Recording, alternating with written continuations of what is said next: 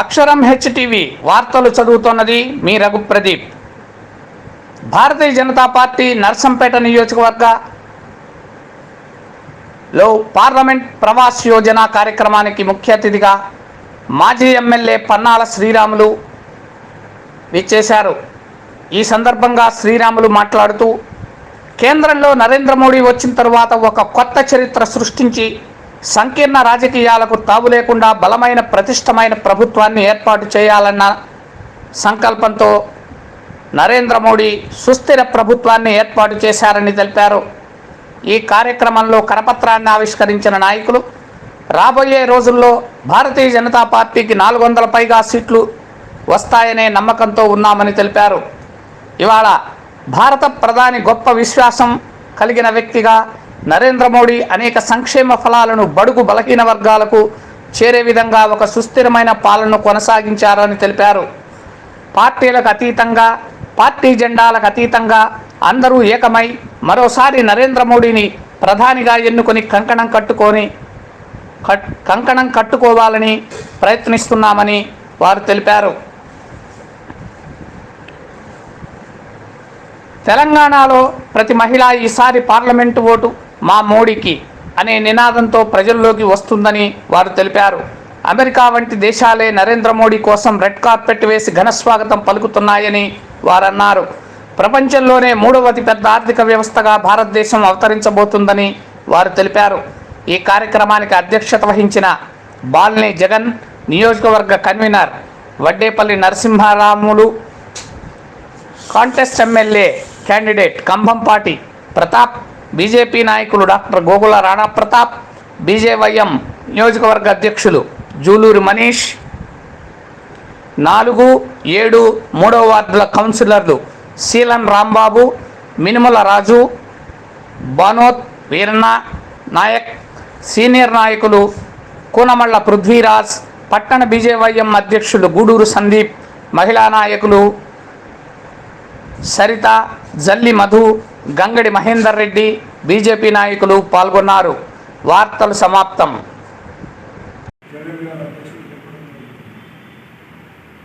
భారతదేశం మొత్తంలో 6-7 ఓటర్లకు ముఖ్యులే తెలుసు, పార్టీ కార్యకర్తలు తెలుసుకుంటారు. పార్టీ కార్యకర్తలు చేసే విద్యార్థులు, స్కూళ్ళు, కుల పెద్దలు,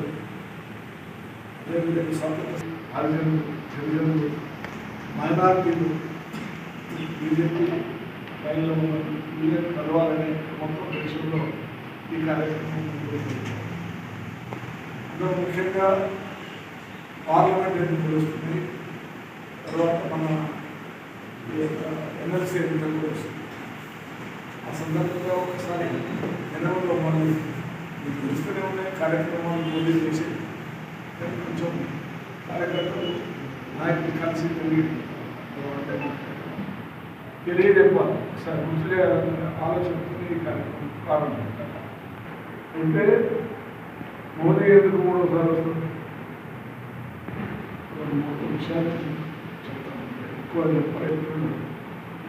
దాని గురించి కొత్త శకం ప్రారంభించాలి. ఈ దేశాన్ని విశ్వాసంగా జాతీయ భావన ఈ దేశాన్ని ముందుకు తీసుకుపోవాలి.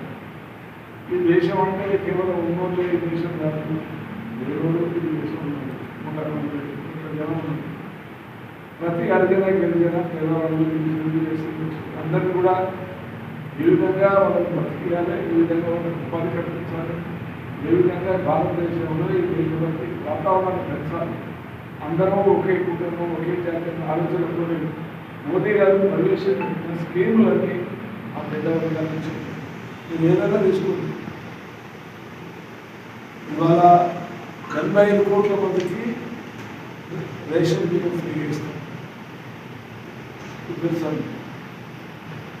ఇవాళ రైతులకు ఎరువులు సబ్సిడీ ఇస్తాం.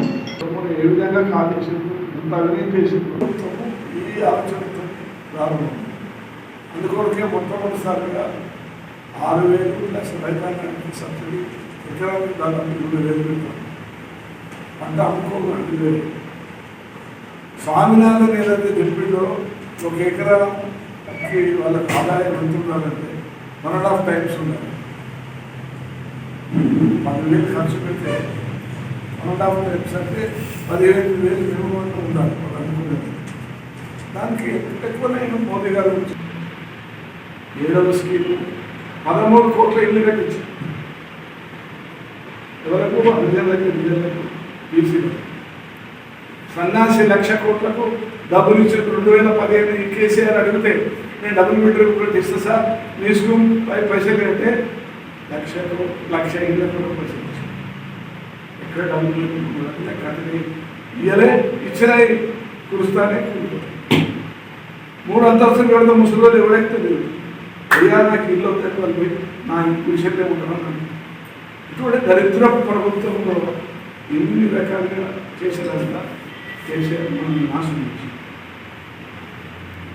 ఆ విధంగా కరోనా సమయంలో కూడా వెనుకబడి విద్యార్థికి ప్రజా పరిపాలనకు గాంధీ కూడా రామరాజ్యం కావాలని చెప్పిన ఇవన్నీ కూడా ఈ దేశానికి ఆదాయం రైతు మా అందరం పెట్టుకుంటామంటే కాంగ్రెస్ ఏం చేశారు? 1000 మంది తెచ్చుకున్నప్పుడు 500 బీజేపీ 1980 నుంచి అద్వానీ గారు రథయాత్ర చేసి లక్షల మంది ఎక్కడ పోయారు. ములాయం సింగ్ ప్రభుత్వం 200 ఫైల్ చేసింది. అప్పుడు కూడా 100 మంది వచ్చింది.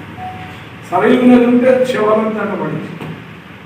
అయినా మన దగ్గర నుంచి నరేంద్ర నాయకుల నుంచి సుమారు 1000 మంది ఎక్కింపు 1,00,000 మంది కూడా కేసు నడిచింది. కోర్టు సుప్రీంకోర్టు తీర్పు చేసింది. అది రామస్థానమైన అదే మీకు సిక్కు ఉండాలి కాంగ్రెస్. అరే రాజీవ్ గాంధీ ఉన్నప్పుడు ఆ గుళ్ళ ప్రవేశానికి ఆయన ప్రధానమంత్రి ఉన్నప్పుడు పర్మిషన్ ఇచ్చిండు, పూజలు చేసుకోవచ్చాడు. ఏదో మన అయోధ్య క్రిటిసైజ్ చేస్తుంది రాజకీయాలు. అరే రాజకీయాలు బాబు, ఇది దేశము రాముడి దేశము, రాముడి యొక్క పరిపాలన కావాలని గాంధీ కోరుకున్నాడు.